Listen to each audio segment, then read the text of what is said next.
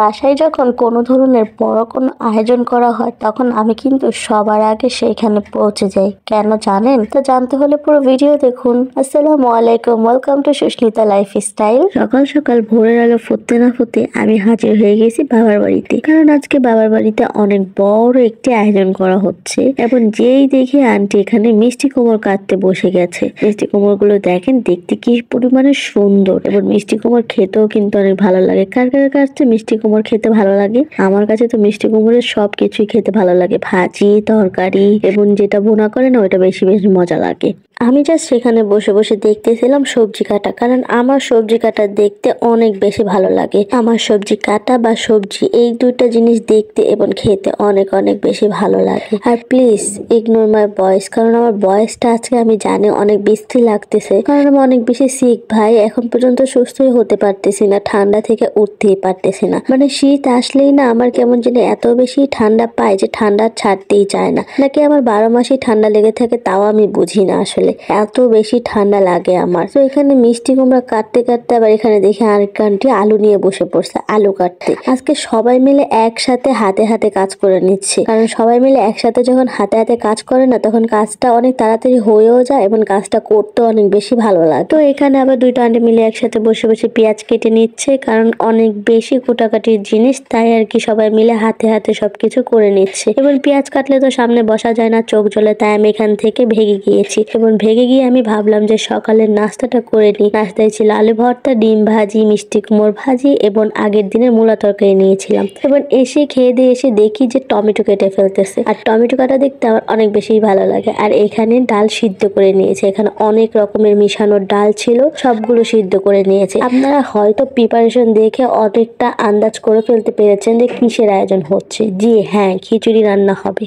আজকে আমাদের বাড়িতে সিন্নি রান্না হচ্ছে। মানে সিন্নি বলতে বোঝায় যে অনেক কিছু মিশিয়ে একসাথে অনেক বড় বড় হাঁড়িতে রান্না করা এবং সবাইকে বিলানো, গরিবদের মাঝে, এবং নিজেরাও খাওয়া। মানে আমি এই সিন্নি মানে বুঝি এটা, কারণ আমি ছোট থেকে এগুলাই দেখে আসতেছি, তো আমি বুঝি এটা। তো এখানে আবার এখানে কুরবানির যে চর্বি রাখা হয় না, সেই চর্বিগুলো কেটে নিচ্ছে, কারণ এটা দিলে নাকি খিচুড়ি অনেক বেশি টেস্ট হয়। তারপর আমি নিচে চলে আসলাম। নিচে এসে দেখি ডেকোরেটর থেকে হাঁড়ি চলে আসছে, এবং হাঁড়িগুলোকে ভালো করে ধুয়ে নেওয়া হচ্ছে, যেহেতু অনেক বেশি ময়লা ছিল। ভালো করে ধুয়ে তারপর চুলায় বসিয়ে দেওয়া হয়েছে। আজকে এগুলো লার্কির চুলায় রান্না হবে, এবং এখানে পরিমাণ মতো তেল ঢেলে দেওয়া হচ্ছে। আমি আসলে ফুল রেসিপিটা ভিডিও করতে পারিনি, কারণ ফুল রেসিপিটা যদি ভিডিও করতে চাই তাহলে ভিডিওটা অনেক বেশি লং হয়ে যাবে, আর আপনারা তো বড় ভিডিও দেখতেও পছন্দ করেন না, তাই আর কি ফুল ভিডিওটা নেওয়া হয়নি। জাস্ট শর্ট শর্ট কিছু ভিডিও নেওয়া হয়েছে, কারণ এটা না আমার একটা মেমোরি করে রেখে দিতে চাই। ছোট থেকে আসলে বাসায় এরকম আয়োজন হতে দেখে এসেছি, তো তাই অনেক বেশি ভালো লাগে। বিয়ের পর না এই জিনিসগুলো অনেক বেশি মিস করি, যে বাপের বাড়িতে আগে এরকম আয়োজন করতে দেখতাম, এখন তো দেখি না, মানে প্রচুর মিস করি। তাই আর কি এগুলো আর কি ভিডিও করে কিছুটা মেমোরি করে রাখতে চেয়েছিলাম।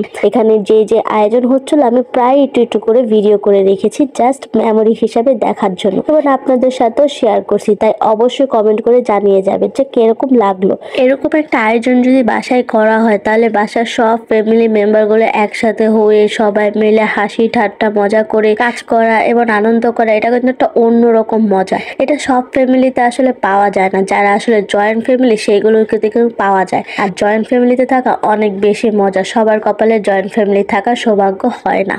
অনেকেই দেখবেন আমাদের আশেপাশে আছে যে আমরা চাইলেও একসাথে জয়েন্ট ফ্যামিলির সাথে থাকতে পারি না, কারণ আমাদের ওরকম পরিবেশ বা কোনো কিছু বাধ্যতামূলকতা থাকে যার কারণে আমরা থাকতে পারি না। সো এটা তো সবার কপালে থাকে না, যাদের কপালে থাকে তারা অনেক অনেক বেশি এনজয় করে লাইফে, আমি এটা মনে করি। আসলে সবকিছুই হচ্ছে ভাগ্য, ভাগ্যের উপরে সবার ভাগ্যে যা আছে তা তো মেনে নিতে হবেই, এবং ভাগ্যকে মেনে নিয়ে সামনে এগিয়ে চলতে হয়। কিন্তু আমি একটা কথা বলি, যখন মানে বাসায় এরকম আয়োজন করা হয় না, সত্যি কথা একদম মনে হয় ছোটবেলা ফিরে গেছি। মানে ছোটবেলার অনেক কিছু স্মৃতি মনে পড়ে যায় এবং অনেক অনেক ভালো লাগে আমার কাছে। যেমন এই যে ছোটবেলার সেই ফেভারিট একটা বন, যেটা কিনা আগে আমরা ছোটবেলা খেলতাম এবং আমার কাছ থেকে টাকা নিয়ে কিনে খেতাম, সেটাই আজকে দেখা মিললো, এবং এত পারফেক্ট টাইমে দেখা মিললো, সেটা আজকে কিনে খেলাম। তারপরে হাড়ি থেকে মাংস চুরি করে চলে খাওয়া, এটা অন্যরকম মজা, এটা আসলে মুখে বলে প্রকাশ করার মতো না। আমি মনে হয় একটু বেশি ইমোশন হয়ে গেছে, তাই এত বেশি বকবক করে ফেলছি।